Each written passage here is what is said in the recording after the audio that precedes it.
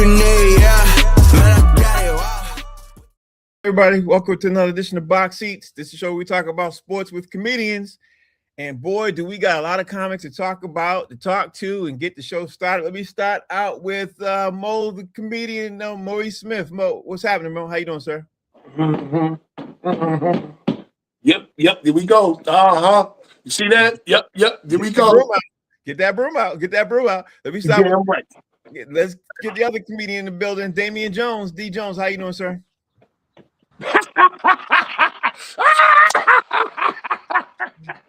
Bro, it's all right. Let me bring in filmmaker Jason Hayes. Jay, how you doing, sir? How's everything? I'm good, man. D. Jones is a pure hater, bro. They all haters. Pure hater. Yeah. He'd be all right. All us haters would be all right. We'll be all right. We're gonna bring in white chocolate in a little bit. We got a lot. Oh my God. So Howie Bell, first of all, before you get the show started, man, I want to say a huge congratulations to Howie Bell and his daughter's graduating today, man. Y'all know how much of a huge accomplishment that is, man, when your kids graduate. So shout out to Howie Bell. Congratulations, sir. I want to do that for you right there, sir. All right, so let's get ready to get the show started out, man. Mo, you're gonna be up first, man, because I got something to talk about, Mo. Let me put you in the right position, Mo. Let me do like I normally do everybody else. Boom. And we go here. Okay, Mo. So I don't know if you got a chance to see this, Mo, but Naomi Osaka ended up hosting a pre-French Open Black Party dinner with Coco Gauff, Gael Monfils, Taylor Townsend, Christopher Eubanks, Asia Muhammad, and other Black tennis stars. She did it Saturday night, and when she did it, I think it was Friday night. I'm sure the night. I have white chocolate check. The critics accused the four-time Grand Slam champion of being exclusionary. And of course, Osaka defended her dinner party, saying that she had been going to these type of dinner parties before when they were all white, and she was sitting there saying that she didn't felt it was exclusionary. So, what's your take on this, Mo? She said the right thing. They got this. They got the all white dinner. They got the all white leave. They got the all white, all this all white stuff. As soon as black people do something that's all black, we being exclusionary. We damn right we being exclusionary. We don't want y'all involved. We want people who know how to eat fried chicken. Hilarious. So at the end of the day, I mean, one way of looking at it. D. Jones, what's your take on this, sir? I feel it. You know what I'm saying? I feel like this is the topic we should talk about all day. This is very, very critical to sports. This is a major topic, and I think it needs all of our time and attention. and I think she's a beautiful young lady. I also feel like she's great at tennis. You know, she was born in 2002, right? And I remember, it's a long story. I remember when I met her for the first time. And man, stop trying to stall. and she was born in 97. She's not Stop stalling. 22. Why'd you have the fact check? Like this dude is trying to stall. We're gonna get to the Knicks, bro. We're gonna get to the Knicks. So Trying to stall. Let's get that out the way. we're gonna get to the Knicks. Filmmaker Jason Hayes, man, what's your take on Naomi Osaka hosting a pre-French Open Black Party dinner? So this is when I just tee to myself, because first off, white people act like they accustomed to eating seasoned food. That's first off. And then second off, you know how many parties they have where it's not a single black person there that's not wearing, that's not carrying a tray? Yeah, I'm sure of that. You know what I'm saying? But that's the thing, that I say all the time about they won't leave us alone, bro. Like they love to say, why don't you put yourself by your bootstraps? Well, every time we do it, here you come showing up, messing things up for us, man. Like, no, we don't care if you're there or not. And this is a prime example. She threw her own party. It was a smashing success, and none of them was there. So now they want to demand that they get invited the next time because it's reverse racism or whatever that is. I'm willing to bet, I'm going on record right now, I'm willing to bet this thing could be huge if she continues to do it every year. You know what I mean? It could be really huge. It can get sponsors. It could be at an event. I'm willing to bet it could be really, really, if she continues to do it. You know what I mean? Bro, like, she should make it like super black. Like she only like invite like Africans and Haitians. You know what I'm saying? Or and Like- prestige Hollywood people. Like I'm sure that will come. You know what I mean? If she Like doesn't- me and you couldn't even go there. That's how black it needs to be. It should be so black, light skinned people not even invited. Right, No. light skinned people. She the only light skinned Like, person. like, what's his name? Steph Curry can't even get in. He too light skinned. Nah, He too dark. you ain't got no- Steph Curry, yeah, he too light skinned. There aren't enough black people in tennis to start differentiating between shades. Nah. But let's talk about this next thing, man. Before we get to the NBA, we got to talk about this Ray J thing because everybody keeps sending me this Ray J clip and fight. I ain't know nothing, Mo. I ain't know nothing about it. Hopefully, you know something about I it. didn't either. Me neither. But then I saw the clip and everything else, and my wife was telling me in the car as we was racing here that the guy was supposed to pretend to get knocked out and pretend to go down and ended up knocking out Ray J. It's one of the funniest things I see. I don't know about you, Mo, but this is one of the funniest things. And we only talk about it because, it was boxing. It was a sport. What's your take on this, Mo? I didn't see the clip.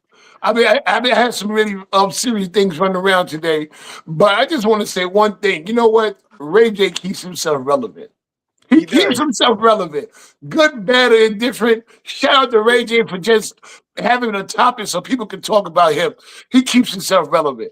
Now, was it stupid? Yeah, get out the ring, man. Somebody told you to go down and you go down? That's a damn shame. D. Jones, somebody sent me this meme of saying, look at Ray J grow a titty on his head. And then I didn't understand what they were talking about until after the punch landed. Yeah. So the guy, the first round, the dude wasn't even throwing no punches. He was just playing with Ray J.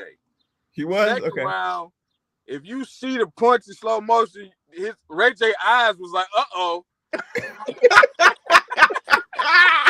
And his leg said, let's go and lay down. Yeah, the announcer was the funniest part because Ray J like, we both lost. It sounded like they was putting money on Ray J, and my man probably was like, no, I'm putting money on me.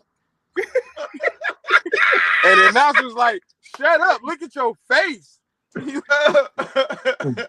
Bro, I cried when I literally just saw the clip on my way here. I was crying. It was God. I didn't even realize it was a real thing. Like I didn't know nothing about it. Tell me what you thought. Okay, first off, I was surprised that Ray J was fighting because he's supposed to have been dead 8 months ago, right? Yeah, that's true. It's supposed to be, yeah. He's been dying. He's been dying from heart failure. So you tell me what heart failure person can train from an MMA fight and go out and fight. But then again, maybe his heart did give out on him after that punch because he went Or maybe to he sleep. didn't train. He went to sleep. Did y'all see Chris Brown? No, I didn't see him. He was there. So they interviewed him before the fight. He said, Ray J, do not die. It was hilarious. But listen, he lost to a dude who called himself Super Hot Fire. Yeah, he did. And it was and that was funny. Terrible. All right, let's talk about the NBA now. Let's get ready to jump into it. Maurice Smith, the Knicks defeated the Cavs. They got a 4-game sweep. And Mo, before I throw it to you, I want to say this. I want to give kudos to Jalen Brunson listen, I'm not a New York Knicks fan. I can't stand the Knicks. Everybody knows I hate the Knicks. But I got to give kudos and credit to Jalen Brunson because he became a different player when he went to the New York Knicks. And I want to ask you, Mo, you're a Knicks fan. Is Jalen Brunson now the new king in New York? Does he supplement all like Melo and everybody except Bernard King? I don't think he gets past Bernard King yet. I don't think he gets past oh my God, who's the guy? Clyde Walt Frazier. Until somebody brings a ring to New York, Clyde is always going to be the king because he's the only one that bought a ring. You can't take that away from Clyde. You know what I'm saying? I mean, Patrick Ewing got big stats. Bernard King got big stats. But after Clyde, I think Jalen Brunson is that guy. He's taken us to the finals in the short time that he's been there. You know what I'm saying? Nobody believed that we can go to the finals.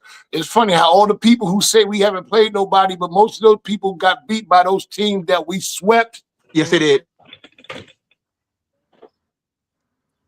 But we didn't play nobody. And look, and the funny thing about it, as soon as they fired Tibbs last year, first thing was, what's going to happen to the Knicks? They should have never fired Tibbs. When we lost those 2 games in Atlanta, It was a big uproar. Haven't lost a game since. So shout out to the Knicks. Shout out to all the Boston fans. Shout out to all the Detroit fans. We love y'all. I almost said something, but I almost let my hate shine. But I'm not gonna let my hate shine. Not today. I know you're gonna do it on that thread. You're gonna do it on the thread in an hour. I'm gonna do it Right. privately amongst us. I ain't gonna do it publicly in front of everybody. D. Jones, talk to me. Tell me what you think about the Cleveland Cavaliers effort and the Cleveland Cavaliers bowing out to the Knicks. Because I'll say this, D. Jones, that was the worst effort I've ever seen in the Eastern Conference Finals ever, all time, hands down to me. But what's your take, D. Jones? What effort they gave up in game one? Once they gave up that lead, it was Yeah, wrap. it was over. They It was didn't over. show up Yeah, for it was. 3 games in 3.5 quarters. They just, Yeah. I think they was tired. They played 2 game 7 series, and I still think the Knicks would have whooped them even if they wasn't tired. I think the Cavs, you're not gonna win a championship with James Harden on your team. At all. And let me say this. Congratulations, Mo. I'm not a hater. Congratulations. I don't have nothing against the Knicks. It's the fans that be there that really piss me off. And they be a bing bong and all that bull. That's what really pissed me off. But congratulations, Mo. I like to see people winning, bro. I hope y'all win. That's a whole nother conversation. But congratulations. I'm curious to know, and maybe we can do this another day, the top 5 Knicks of all time. That's easy. But Jay, talk to me about the Knicks sweeping the Cavs, and then also I want to add you, Jay. I saw about an hour ago that the Cavs are extending James Harden. I almost had a car accident. I was driving. What? They're extending him? Yeah, they're extending him. I literally saw that not even an hour ago. White chocolate. Hold on, let me bring white chocolate in. White chocolate, can you please check on that? I just saw the news that the Cavs are extending James Harden, so you can tell it with the details and everything else. Can you talk about that? All right, white chocolate. I know that Harden had to play give me some. Both of y'all can't talk at the same time. Say it one more time. Go ahead. Whatever Cleveland is smoking, give me some. Okay, go ahead, Jay. The floor is yours, bro. I'm gonna take white chocolate out. The floor is yours. Talk to me about this is a fact. I literally saw that on the way you're going to Cambridge. I saw that the Cavs are extending James Harden. I saw Basham said that, which I baffled by. And talk to me about the Knicks defeating the Cavs, because if you ask me, James Harden's the reason why they lost the series. But you can make that argument. Okay, now I knew that Harden had the player option. You know what I'm saying? You know, to opt in for next season. So, but if they extended him, then that feels to me like maybe they gave their word that they would extend him before they did the trade. Okay, yeah. That's what it feels like, so they got to make good on the promise that they made, or their name is mud, when it comes to doing these types of deals in the future. But I can't see a scenario where they watched the way that he played for them and felt like this is a guy that we want to extend at like 45, 50 million a year. Right. I don't know how they arrived at that. But to me, and we talked about this on the thread, we all said that once Cleveland blew that game 1, when they were up by 22 points. That was it. Yeah. With a little less than 8 minutes. We was like, I felt like Cleveland was probably going to win like 1 game in the series, to be honest. But when they lost that one, we all said they getting swept. Yep. Because that's taking their heart out, and you can't recover from that. And they had the Knicks down, and they didn't take advantage, and we just knew it was going to happen after that. So, Mo, Kenny Atkinson is returning as the coach of the Cleveland Cavaliers for a 3rd season. What else do the Cavs need to do to be able to move forward and to be contending, or do they break the team up? I think if they break the team up, they're going to wind up right back where they at now. The Knicks kept their team together. Boston kept their team together. Go back to Golden State was getting to be who they were. They kept their team together. You need to have a solid team. Even Detroit, they kept their team together. When you start breaking stuff up, you got to bring in new players, new roles, new attitudes. But if you got that same core, then keep it rolling and have faith in them and bring it and run it back again next year. So, Mo, keeping Kenny Atkinson is a thing that they should do, is what you're saying? I mean, if they get rid of him, I mean, his record he had a good record with them. It was like 100 and something wins. He took them to the Eastern Conference Final. They got knocked out in the second round last year. Why not? Okay. So D Jones, Cleveland is going on record. They're having Kenny Atkinson returning as Cavs head coach. Should the Cavs break the team up, and are they going in the right direction by keeping Kenny Atkinson as a head coach? Yes and yes. So one, let's say this. The reason the Knicks won, and I was wrong, it was Mike Brown, bro. He outcoached everybody. Yeah, he did. He outcoached everybody, man. I got to give him his praise because I was wrong. Two, Mo is wrong. Talking about they need to keep their core. Bro, everybody on the Knicks came from another team. Maybe not Josh Hart, but everybody on that Knicks team came from somebody else. No, but they've been there for 3 years. I understand that, but maybe it's time for them to do the same thing. Them cats been there for a while. Except for, man, you know what I'm saying? I would keep Donovan and then see what I can get with everybody else because they're not gonna win with that core. They soft. I don't know if it's the coaching. I don't know. He's not a bad coach. You know what I'm saying? I think they can win with him, but I don't know if they listen to him. Mm-hmm. But I say, besides Donovan, I can let most of them cats go and see what I can get. So Jay, it's gonna be LeBron, by the way. Kenny Atkinson is returning as the Cavs head coach, right? I'm going to ask you a different question than I asked these two guys. Will that trade that Minnesota made with Karl Anthony Thompson be viewed back as, looking back at it now, as a bad trade for Minnesota? And should they regret making that trade, or they got what their trade was worth right now because they accomplished their goal right now, just get to the finals? Like, how you view that trade now, looking back at it? You know what I mean? That trade looked like the Knicks stole that dude right now. Mm-hmm. Because Cat was always good, but the question was whether or not he had enough heart, you know what I'm saying, you know, to be a championship player. So they chose Ant. And think about who the Knicks had to give up to get him.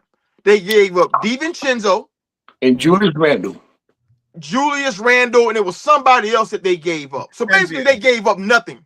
DiVincenzo. They gave up that DiVincenzo too. Right. Yeah. Right. But I want to say it was 3 players involved in that trade, you know, for Cat. Yeah, those are 3. You named the 3. You said DiVincenzo. No, I said DiVincenzo. Yeah. DiVincenzo. There was a third one. Julius Randle, and there was a third player. And Hartenstein. No, Hartenstein. OKC. Oh, I'm sorry. You're right.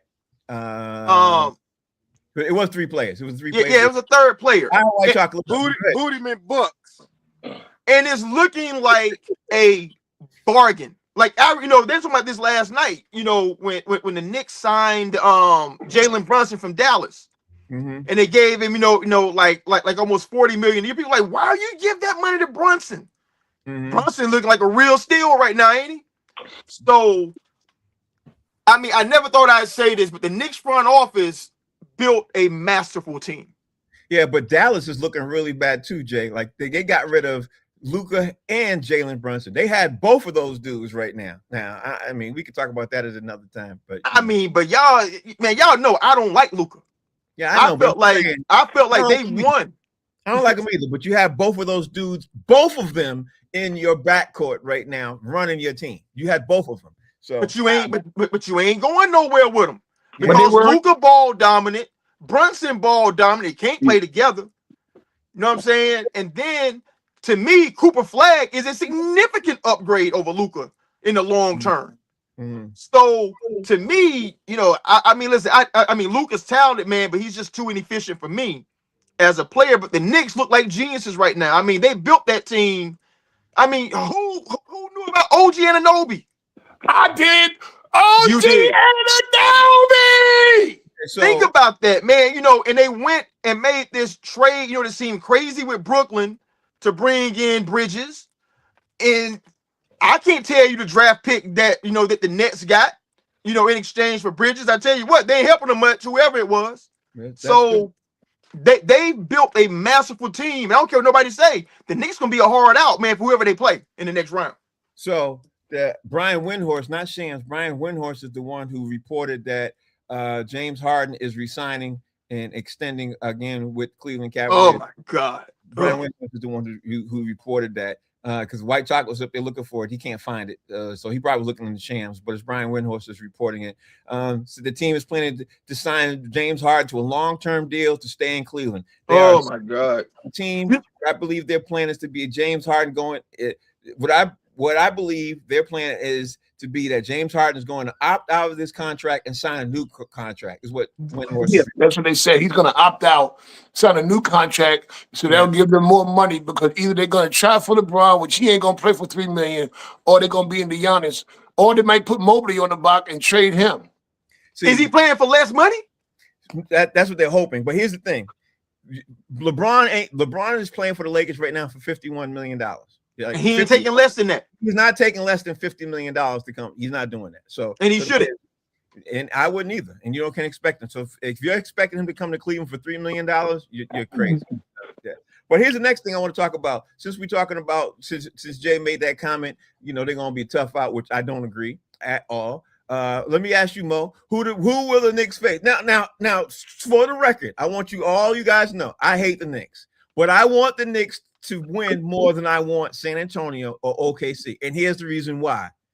Because if OKC wins or San Antonio wins, we are right now, and I was talking to my boy Kev about this today, we are in the transition of where flopping and that type of play is becoming rampant in the league. And I think if OKC wins, it's going to be ridiculous. That's the reason why I don't want either one of them to win. So out of all three of those teams that I hate, even much as I hate the Knicks, I'd rather have that because how Golden State changed the league, and now when Celtics won, they changed it all. I mean, Celtics followed them, Golden State, with this 3-point shooting and the way all that's happening. Mo, I'm thinking this was going to happen too. So the question I'm going to leave to you, Mo, is who do you think the Knicks will face, and do you think if the OKC or San Antonio wins, will the style of play go that way, or will it go the way the Knicks are playing if the Knicks win? I think the flopping thing's been going on forever, man. But hear me, Mo. I'm not saying it's not the flopping thing. I'm saying the style of play where it's excessive. Yes, the flopping's been there, but the way OKC is playing, it's more than excessive, bro. It's ridiculous. What I mean? I think OKC is going to put up a good fight, but they're starting with second string players. And I don't think they can take out San Antonio with the players that they got. They can put up a good fight, but I think in the end, San Antonio is going to take the West. Yeah, okay. So I got that right there. So what do you think about the style of play? Do you think it will, if the Knicks win, it'll go more along the way the Knicks are playing? Or it'll go more along the way the Knicks are playing because the Knicks are playing. I mean, I was watching the Knicks, and not because I'm a Knicks fan. When I was watching last night, like it was one dribble, 1-2, it was 2-3 passes, and they were down court. Mm-hmm. There was no ball, like consistent dribbling, 6 seconds on one person. It was like one dribble, pass, and then. But Mo, honestly, that was the effort of Cleveland. They saw wide open. The Cleveland wasn't playing no defense. They saw the opportunity. Anybody did that. But what the Knicks played different was the way Mike Brown coached. And Mike Brown is getting them boys to move the ball and scoring. So yeah. And another thing I heard today too, Mike Brown been fired 2 times by Cleveland, so he really wanted that. Yeah, he really did. D. Jones, talk to me. Do you think the Knicks? First of all, who do you think the Knicks are going to face? And if the Knicks win the NBA championship, will the NBA stop following behind the way the Knicks play? Or if San Antonio OKC win, do you think that the style of play will follow more behind the way they play? What you think, D. Jones? So, the first question was who I think. I still got OKC winning. I still think, minus the flopping, Shea is cold-blooded, okay? Yep. And I don't think San Antonio, like I said before, you got to go through some adversity. And I think this is San Antonio's adversity, and then maybe next year will be their time. Because the Knicks went through it. OKC went through it to get there. The style of play by the Knicks only changed in the playoffs. They put the ball in Cat hands, and he's the primary passer now. Because when it was Jalen Brunson, he was ball dominant, dribble, and doing the same flopping that Shea do. Like them two, this was gonna be the flop fest before they switched their style of play. I hated watching both of them. I don't know if Mo gonna admit it, but Jalen Brunson used to flop all the time as well. And I think it still might be the flop fest. if they go back to Jalen Brunson being the ball dominant player that he is. But I got the Knicks and I got OKC, and it's gonna be flop fest. All right, so Jay, you got the same question, and I wanted to see what your thoughts are about the style of play. First of all, who do you think the Knicks will face? Because they're waiting. And do you think the style of play will lean more towards New York or with one of the teams in the West with the way they stay? And I think you understand what I'm saying, but the style of play too. Also, I think you get it too. Yeah. I think that San Antonio is gonna win that series. I do too. Yeah. They got the best player in the series, and it's just the dogged way that they compete. Like OKC, I mean, it's not that they don't compete. I don't think that they're used to having to go against dogs every night. And Chet whole soul been snatched by Wemby. Like Chet looks like a shell of himself out there, man. I mean, because he's like used to being the tallest person on the court, the most skilled dude, and Wemby's like, no, you not. You know what I'm saying? So I think Chet's confidence is down, and people forget Jalen Williams is hurt with the hamstring, and that's a tricky thing. And then you got what's his name? Ajay Mitchell. Yeah. He's down. He was a number one bench scorer. So when you're down two key players like that, I don't know how you beat San Antonio. I just don't think they can do it. And honestly, if OKC should get past San Antonio, I think those two players being hurt, even if they come back, they're not nearly healthy. And that opens the door for the Knicks, man, take advantage of them too. Okay, so that leads me to the next question, because everybody's talking about this, Mo. The suitors for Giannis is the list is growing because everybody's talking about maybe OKC in case they lose, they should make a play for Giannis next season. But the suitors, I don't even know if you saw this, Mo, but the list of people right now who are saying that they're going to want to put their ring in the hat to get Giannis is now grown. And I even saw a couple of articles on this. You got the Sixers, the Magic, the Raptors, the Rockets, the Hawks, Portland Trailblazers, the Cavaliers, and the Minnesota Timberwolves, besides the usual suspects of the Celtics in the mix. And I heard today even Houston Rockets up there more so too.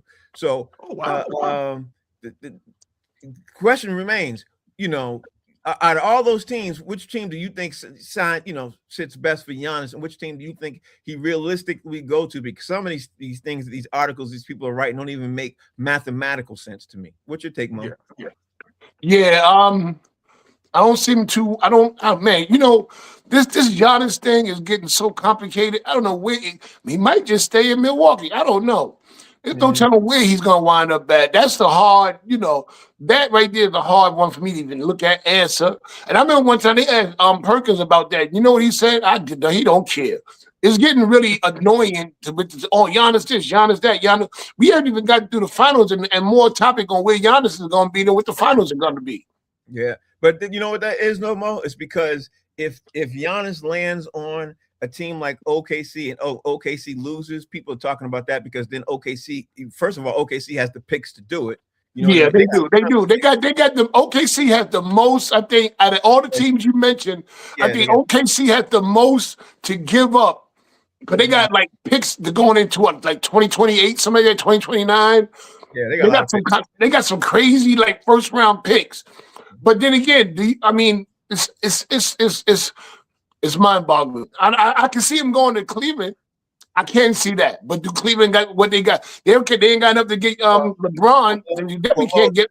The problem is with that. The reason why I think that's out the window now is because they're gonna get ready to re-sign James Harden. It was possible if they don't, unless they sign and trade James Harden. No, but he's taking less. But they might do a sign and trade with Mobley.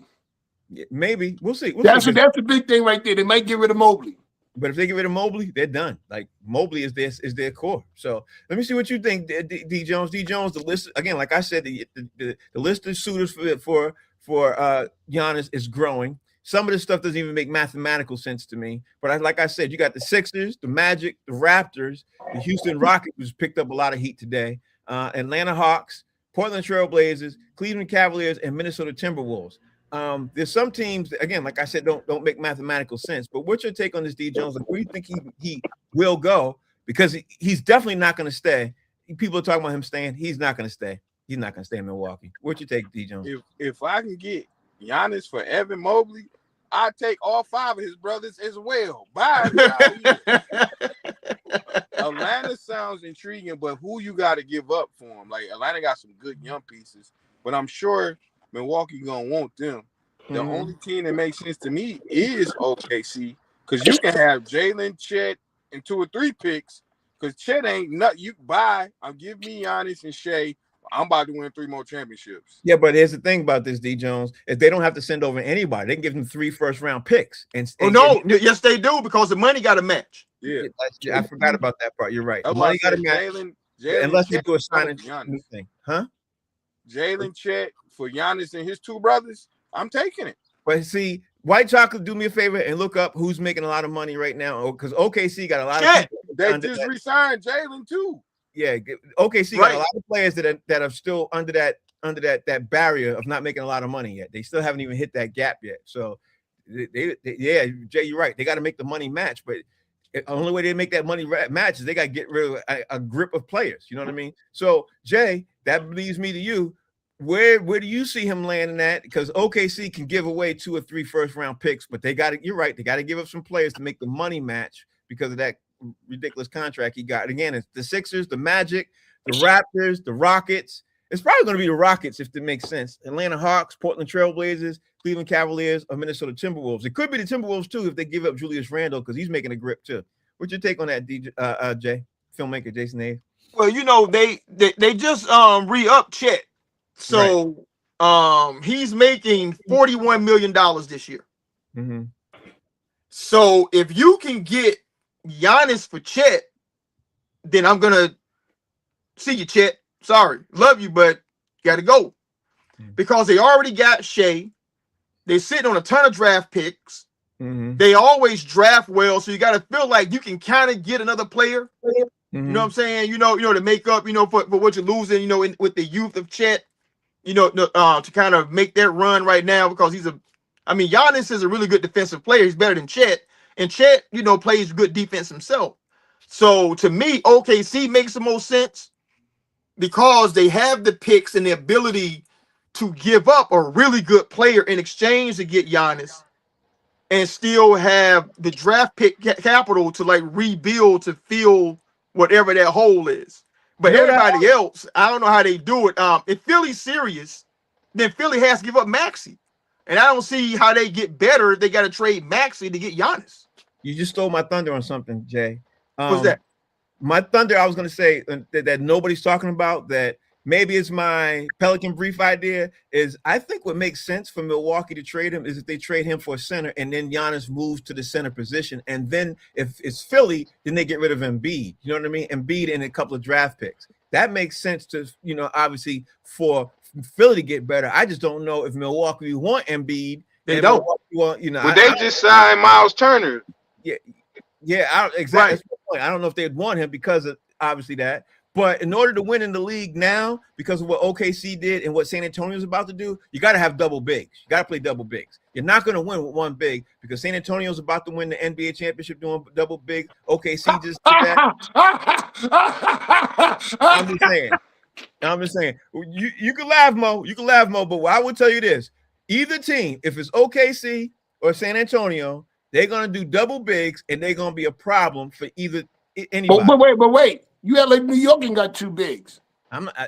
They do have 2 bigs, but do they really have the 2 bigs play good together at the same time? They've done it. We've done it already. Matter of fact, we don't need double bigs to win it. Okay, we'll see. Listen.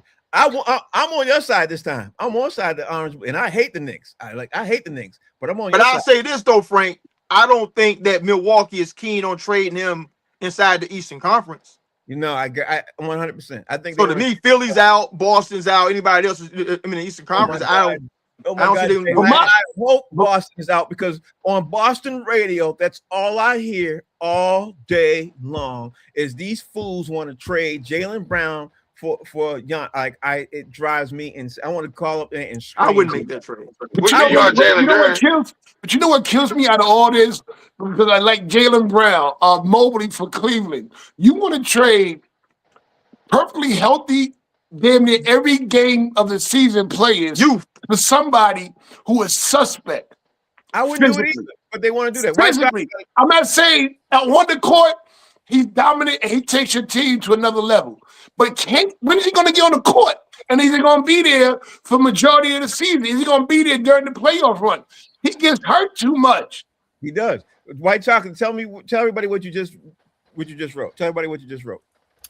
Okay, and I didn't realize this doesn't count next year, but starting in 2026-27 season, both Chet Holmgren and Jalen Williams have the same exact contracts. They're both going to make $44 million in 27-28, $47 million in 28-29, $51 million in 29-30, and $54 million in 30-31. And then SGA, I just looked real quick, starting in 2027-28, it's going to have 60, followed by 65, followed by 75.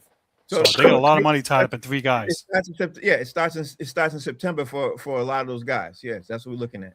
All right, so that's the problem that I'm having right now with the situation of these guys, of the contracts and everything else, because I don't know where he's gonna go, Mo, but he's gonna go somewhere. He's gonna go somewhere. So thanks, White Chocolate. I'm gonna take you out for this. Actually, take yourself out. Yeah, and I'll move on to the next story. So Frank, really quickly, hearing that makes it sound like OKC might be even more of a contender for him now, because Chet's younger and Jalen's younger, so they're more likely to be around for those 5-6 years. Giannis might be out after like 3 seasons, 4 seasons at the most. Yeah, you know what I'm saying, and they ain't got to be committed to that money beyond that. So and it sounds like OKC is the most most certain place he will land, because they have so many draft picks when they got the draft capital. Yeah, they okay. We keep continuing to move on. All right, Mo, let me move on to the next story and everything else. I'm gonna jump back to the OK series in a second, but Jeff Van Gundy is a finalist for the Portland Trailblazers opening. I don't know if you heard this or not, Mo, but he might be coming back to coaching. What's your take on this, Mo? When you hear about this? Good for him. Good for him. I'm always a Jeff Van. Come on, man. You can't be how you not like somebody to hold on to Alonzo Mourning's leg in the middle of a brawl. That's how I see him, though, Mo. He had to comb over then. He had to comb over. When I was at TD Garden, I seen him a few times. I just wasn't allowed to speak to him. But I'm a big Jeff Van Gundy fan, man. You know what I'm saying? The only thing was he just couldn't get it done with the play that he had. But great basketball mind. Came into Boston to help them with that run that they made when they won the chip. I was upset when they took him and Mark Jackson off the air. Portland, and listen, and with Dame coming back, Portland they really weren't no slouch. They were just missing Dame, and that's it. Portland's gonna be something to look at next year in the West. All right, so that brings me to you, D Jones, because here's the thing. It's clear that Portland's already moving on from their coach who's under federal investigation, Chauncey Billups. It's clear that, and it's clear that also Jeff Van Gundy is a finalist because Portland's looking past Chauncey and everything else. But is Jeff Van Gundy a good person for you to take over as head coach, or is he too old to deal with these young boys? What you think, D Jones? I think their owner's cheap. He going the cheapest route he can find. I don't see him, Dame, and Scoot Henderson being in the same locker room, in the same practices together. I don't think it's going to work. I think it's a bad idea. They should keep the coach they got now and just upgrade the roster. He took them from nothing. We never knew Portland was going to make it to the playoffs. Right. All right. So, filmmaker Jason Hayes, what's your take on that, bro? It's beautiful, to watch D Jones skirt the Chauncey Billups element to this discussion. Anybody else? It's been 15 minutes on that coach being caught up in gambling stuff. Yeah. Listen, I agree with D Jones. This dude is cheap. He's cost cutting. Any place that he can. Van Gundy just wants to work at this point. So he'll probably work, for a couple less dollars, than trying to get somebody else in there, but maybe not. But for me, I think the game may have passed Van Gundy by. I don't think, that he's the best dude, to be handling these youngsters right now, man. I mean, hell, I can't deal with them, and I'm younger than Van Gundy. So it'll be interesting, to see what they look like, because I'm not sure who said it. Maybe it was Mo, but that coach did a really good job.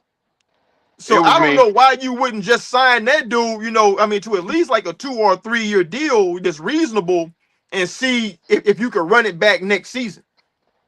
100%. No, it was me. He said Van Gundy. I said the coach. I say take Van Gundy. I mean, maybe it's my New York side, but I like Van Gundy. All right, so that's what it is. Let's talk about some of this NFL news, because it's been stacking up on me and we haven't gotten to it. And I want to jump into it real fast. Then we're going to come back to the NBA and baseball and stuff like that. But let me just first throw you out there. I don't know if you guys heard this and everything else, but Matthew Stafford is, first of all, Matthew Stafford is getting another lucrative extension. The Rams announced last week that the 38-year-old quarterback just signed a 1-year extension through 2027, is reportedly worth $55 million with the max of $60 million right now. Now, let's not forget, for those of you sitting at home, he's fresh off an MVP season. What's your take on this, Mo? You said the key words, fresh off an MVP season. Right. I mean, that's the key word right there. And not like he didn't bring them a chip not too long ago. What was it, 2 years ago? Or that was it? What? So, I mean, and here's another thing. Who else they got out there to make sure they got a quarterback? It's hard to get a quarterback these days. Ask Pittsburgh. I agree with that 100%. D. Jones, what's your take on Matthew Stafford signing his extension on this? He's there to coach that rookie. I think that's what he's there for now. Because I don't see him being elite. He's not Tom Brady. He's not Drew Brees. I think he's just there. He's gonna do great this season. They might even win the Super Bowl or get there, because we know who's gonna win. But they might get there. But he's there to really be the coach of their future quarterback. No, filmmaker Jason Hayes. We talk about Matthew Stafford. This is a lot of money, Jay. At the end of the day, I don't know too many QBs who are getting $60 million. You know what I mean? but he is. Fresh off an MVP season. What's your take? Matthew Stafford has over 64,000 passing yards, man. He's currently 6th all time in the NFL all time, and he's still playing at a peak level. Why? Because he's a reigning Super Bowl MVP. So why wouldn't you pay that guy at least on a year-to-year basis? Because that way, you ain't got to give him a long-term contract. But this rookie they got out of Alabama, I think the GM is going to get fired behind drafting that guy. You think so? You know what I'm saying? Yeah, because the Rams were a couple plays away from being in the Super Bowl last year. And for you to waste your first-round pick on somebody that's a project player, you know what I'm saying? He might be something, he might not. He only played 1 year in college, as a starter at Alabama. And the season before that, the Rams almost went to the Super Bowl again, too, because they were playing Philly in that snow thing, and they were one play away from getting there, too. So it's 2 seasons. So why wouldn't you use that, that high draft pick to draft a legitimate player that can help the team now? Right. And then go get that guy later, because let me tell you, if Ty Simpson isn't what he thinks he is, he's out of a job, bro. Because that's a wasted pick. I agree with that. White Chocolate wants to jump in on this. Tell me what your thoughts are with Stafford signing this huge extension. Even though it's 1 year, it's a lot of money, Steve. What's your take? It's a good move for them. I mean, he's the MVP, and they're going to make the playoffs, and they have Puka Nacua. Their offense runs smooth with him there. It's a no-brainer as long as he's healthy and his back holds up. And the backup is Stetson Bennett, right? He's been there for 3 years now, right? He might be a bum. He's a backup. He might be a bum. But the other guy, Ty Simpson, is probably not going to overleap him. So you have a chance to learn behind a veteran for another couple of years in McVay's system. And I can't guarantee that they'll be good just because McVay's the head coach, but it bodes well for them to get the tutelage while they're there. So Mo, let me just talk about the next thing. I don't know if you heard about this. We talked about this last week about the owners meeting for it moving to talking seriously, having a conversation about having an 18 game season. It looked like it might be sooner than we were all thinking about it right now.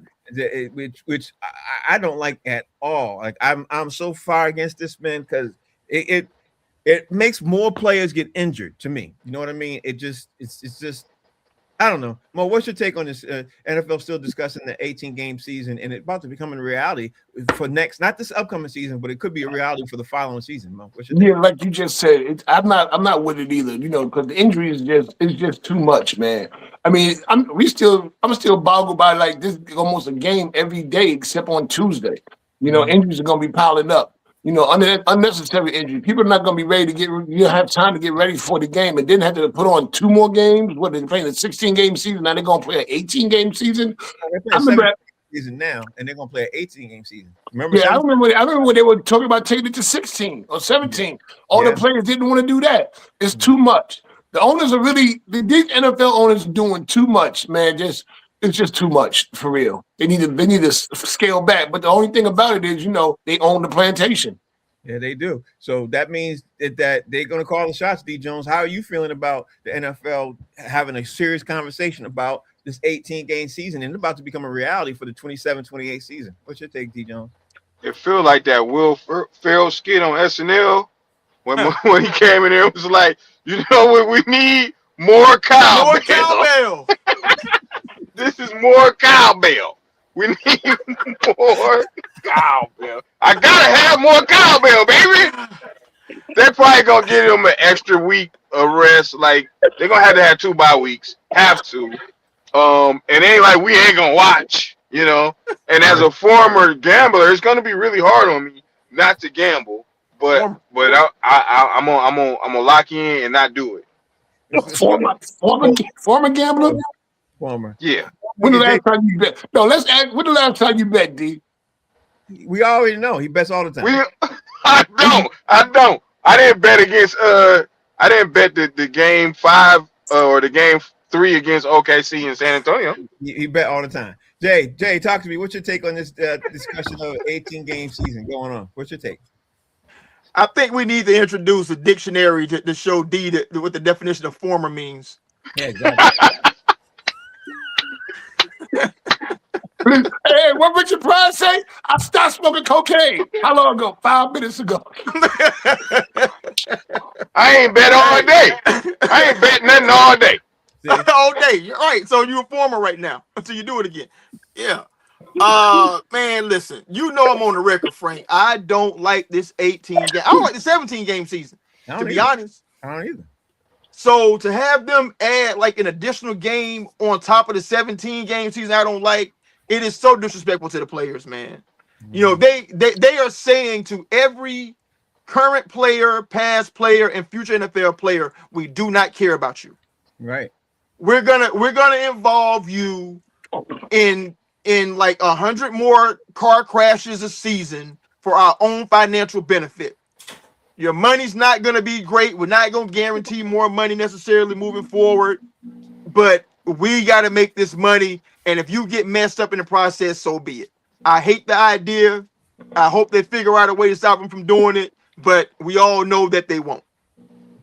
Steve, you got 30 seconds.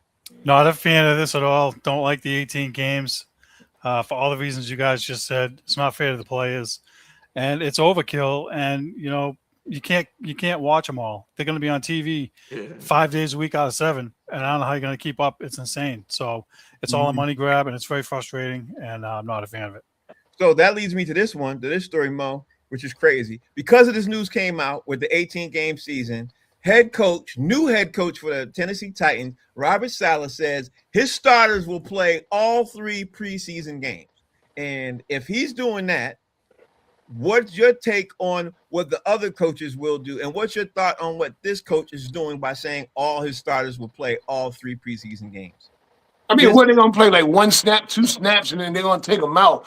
But, I mean, I remember when preseason was like 4 or 5 games. 4 games. Preseason was 4 games for years. Right. Yeah, and, I mean, I'd rather them play because after that, it's like the first 3 weeks of the season, we're watching preseason. Right, So I'd rather them play them. But let me just use this as an example, Mo. You don't find people like Julian Edelman if you're playing all the starters in your preseason game, because Julian Edelman and a lot of play, he wasn't drafted, and people like that. It's even Puka Nacua. People like that are found during the preseason games as they're playing. And I'm with that, but your starters play like the first quarter. And then your other 3 quarters is when you did your scouting, you did your testing, you do your trick plays. What can we do with this, that, and the other? That's why I'd rather see the preseason. That's what I remember from the preseason. First quarter is your starters, just so they can get ready for the regular season. And after that, you do your scouting.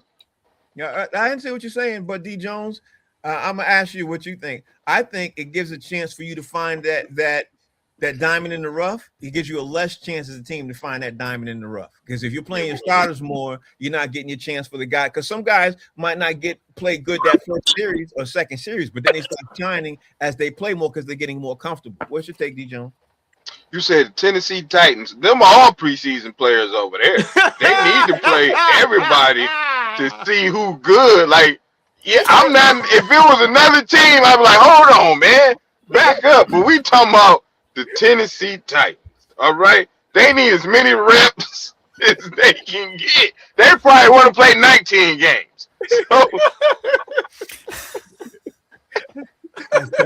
for the Tennessee Titans, yes. For every other team, maybe not the Jets, but for every other team, no, just play a series and get them on out of there. You don't want to get nobody hurt. And like you said, you want to see who's the diamond in the rough. But for Tennessee, yeah, I'm putting people in the concessions out there.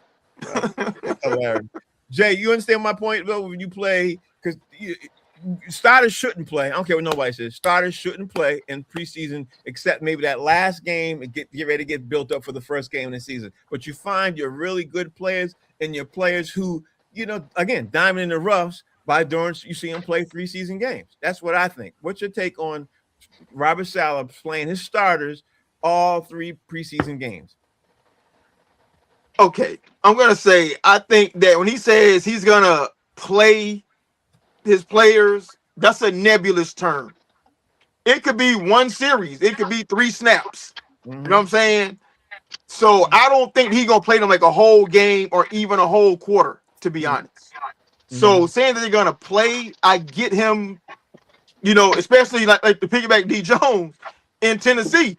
They gotta look at everybody, bro. He don't know what he got down there because they're terrible across the board. Even their quarterback that they took number 1 overall, we don't know if that dude's really good or not. So let's just see, what everything looks like, for a series or 2, and then with preseason games being minimized, you almost have to play them because there's less opportunity to play them in game situations. That's very true too.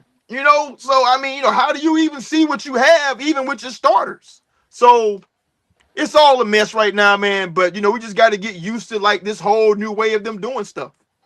So Steve, you get the last word on this.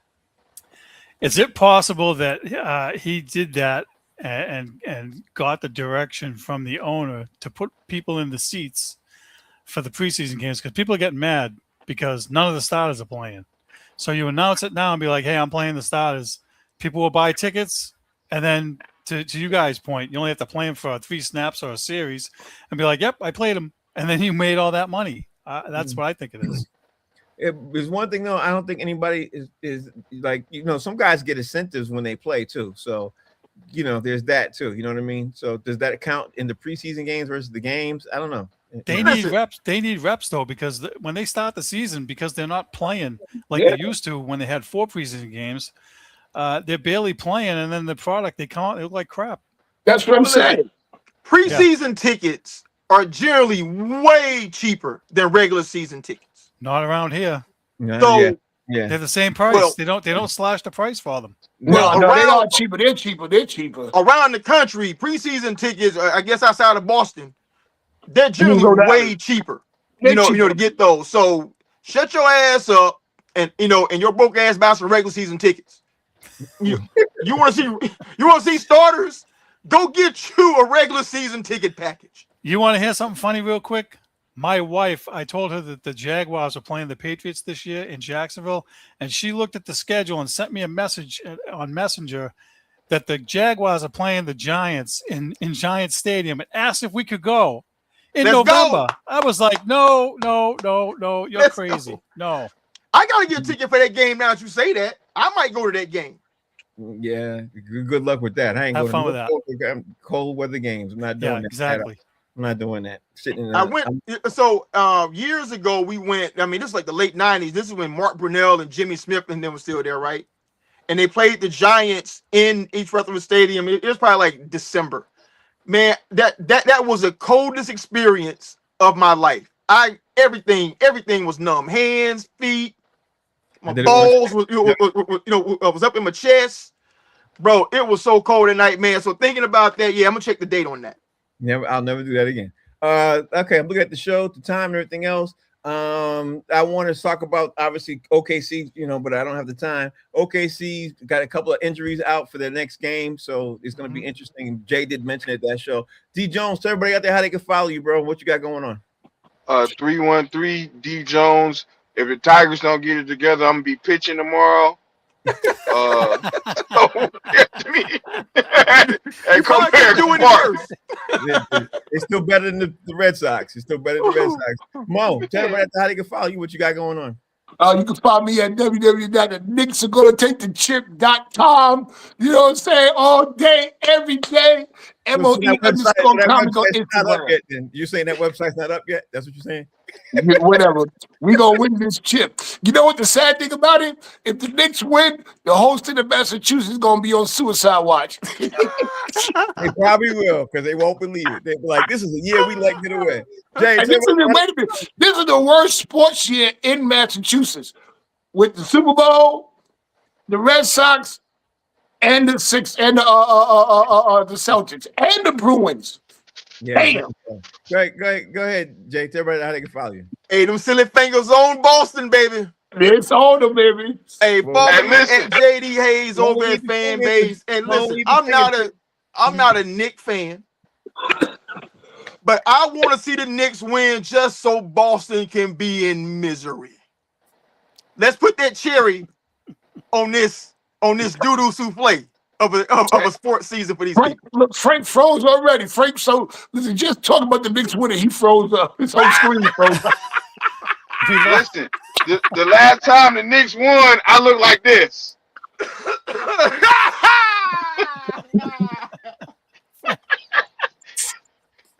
Hey, yo, Frank is it was me last time. Frank is frozen. The show is called Box Seats. We're on every day, Monday through Friday, 6 to 7. Me, Maurice Smith, JD Hayes, filmmaker, DJ. Oh, Frank is back. Frank, did you hear me? Did you hear me, Frank? The last time the Knicks won, I looked like this.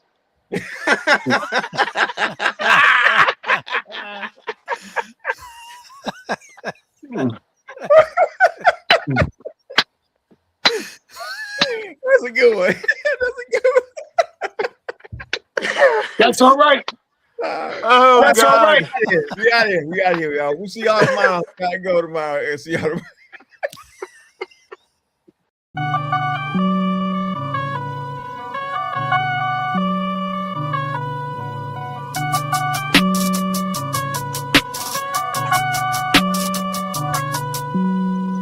Hey, what's your name?